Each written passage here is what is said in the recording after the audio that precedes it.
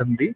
Today we are going to learn new sutra, that is etat tadoho sulopo koranaya samase hali.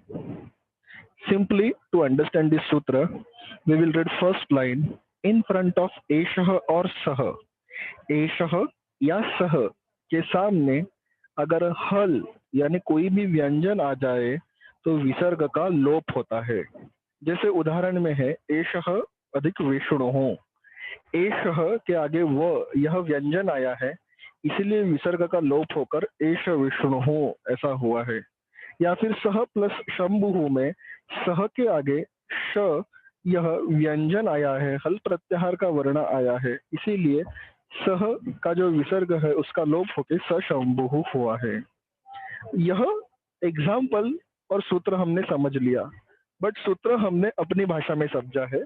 सूत्र की भाषा से अगर हम लोग देखेंगे तो वहां पे सूत्र के नीचे दिखा है एतद प्लस सु विष्णु हो, तद प्लस सु शंभु। तो उनको ऐसा कहना है, एतद में जब भी सु प्रत्यय ऐड होता है या तद में जब भी सु प्रत्यय ऐड होता है, यदि उसके आगे हल यानी कोई भी व्यंजन वर्ण आता है तो सु प्रत्यय का लोप होता है। तो आप कहोगे एतद जो है उसमें अगर सु प्रत्यय का लोप हो गया तो एतद और तद वैसे के वैसा रहना चाहिए, बट ऐसा नहीं है। कैसे चेंजेस होते हैं वो आगे हम लोग देखते हैं, अंडरस्टैंड करते हैं। यहाँ पे एतत् तदोहो सुलोपो नय कोरन नए समासे हली।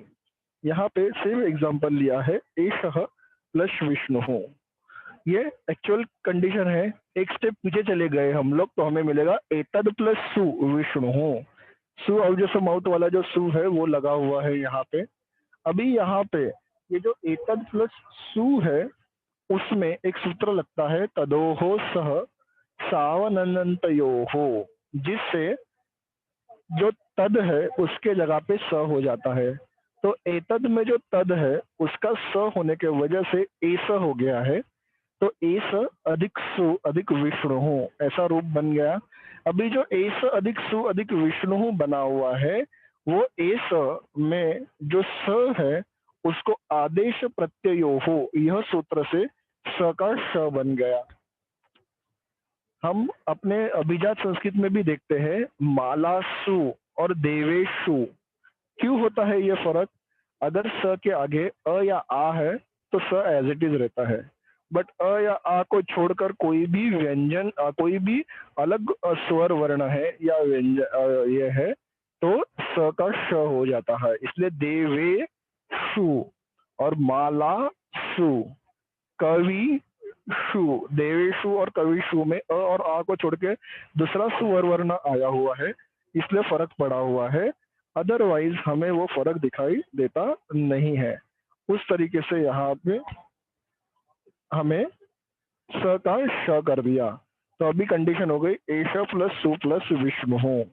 ऐसे कंडीशन में यह सूत्र आता है एतत् तदोहो सुलोपो कोरनय समासे हली, और उससे एतद या तद में जो सु प्रत्यय लगने वाला है उसका लोप हो जाएगा, क्योंकि आगे हली विष्णु आया हुआ है।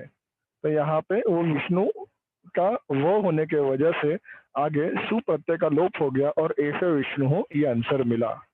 सेम सह शंभु में सह जो है उसको एक स्टेप पीछे जाएंगे तो तद प्लस सु प्लस शंभु ऐसा हमें मिलेगा। तो उस तरीके से आपको मिलेगा सह प्लस शंभु। ऐसे टाइम पे एक स्टेप पीछे जाने के बाद क्या मिला? तद प्लस सु प्लस शंभु। अभी यहाँ पे तद का स हो जाएगा, ऊपर ही देखा था हम लोगों ने तदो हो सह सावन क्यों हो ऐसा उन्होंने कहा हुआ है। तो यहाँ पे तद का जो है वो स हो गया, तो स प्लस सु प्लस शंभु ऐसा हमें सिचुएशन दिखता है। अभी सह प्लस सु प्लस शंभु ऐसे कंडीशन में हम लोगों को जो स के आगे जो सु प्रत्यय है उसका लोप किससे करेंगे? तदेतो हो तदे एतत् तदोहो सुलोपो कोरनय समासे हली, उससे हम लोग करेंगे तो सु चला जाएगा और स जो है उसके आगे शंभु एज इट इज रहेगा। सो स शंभु उसका आंसर आ जाएगा, ऐसा हमें दिख रहा है। अभी यहाँ पे जो आगे आता है पार्ट के कौन से कंडीशन में लोप नहीं होगा, भले तद एतद दिख रहा है फिर भी, तो वो उन्होंने यहाँ पे कहा हुआ है, एतत् तदोः सुलोपो अकः।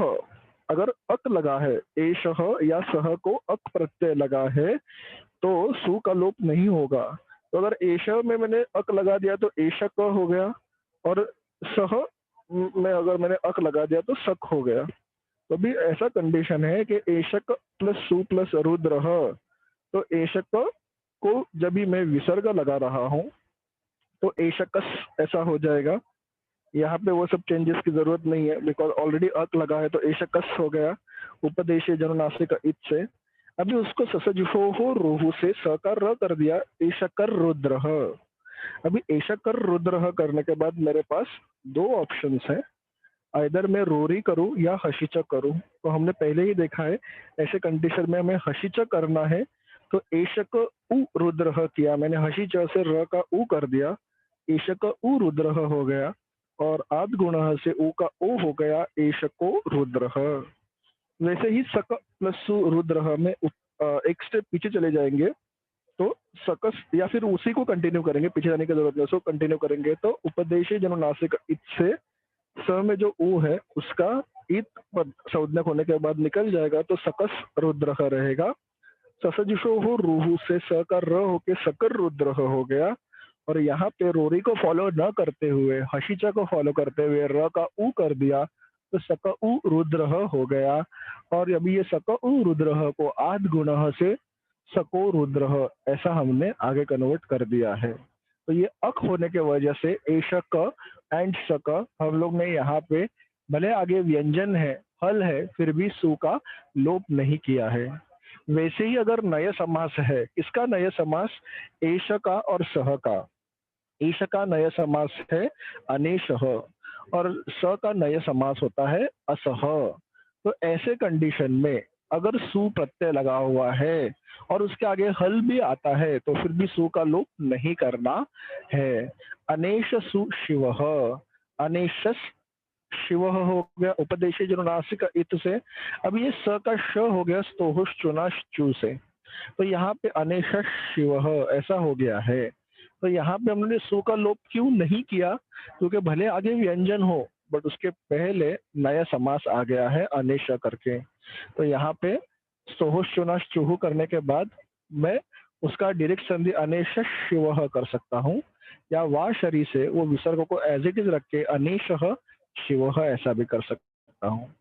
उसी तरीके से अस प्लस सु प्लस शिव ऐसा हम लोग करेंगे, तो उपदेशी जनुनासिक इत से सु का स हो जाएगा, स को ऐड करेंगे, उसका लोप नहीं करेंगे सु का, क्योंकि भले आगे हली है बट पीछे तद या एतद खाली नहीं है, तो वो नए समास में है, तो यहाँ पे लोप नहीं होके अस शिव हो गया। स का श स्तोह शुनश चूहू से हो गया, असुस शिव हो गया, और उसको मैं असस शिव ऐसा भी कर सकता हूँ, या वा शरीर से असह शिव भी कर सकता हूँ। अभी अगर हल नहीं रहेगा और उसके जगह पे अच रहेगा तो क्या करना है, तो फर्स्ट लाइन रीड करेंगे, इन फ्रंट ऑफ एशह और सह इफ एनी अच इज देयर देन विसर्ग डज नॉट गेट ड्रॉप्ड। तो अगर स्वर है तो वो ड्रॉप नहीं होगा। कुछ कुछ कंडीशन में ड्रॉप हुआ दिखाई देता है, तो उसके लिए अगले सेशन में हम लोग एक सूत्र देखेंगे।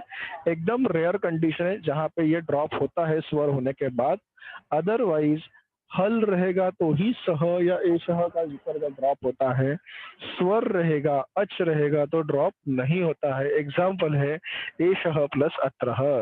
अभी एशह प्लस अत्रह में एशह प्लस सु है, वो सु को हम लोगों ने ड्रॉप नहीं किया बिकॉज आगे यह अच प्रत्याहार का वर्ण है, इसलिए एशस प्लस अत्र हो गया, स का र ससजुषो हो रूहू से हो गया, र का उ अतो रो रप लता दप लते से हो गया, बिकॉज दो के बीच में र आ गया तो र का उ होता है।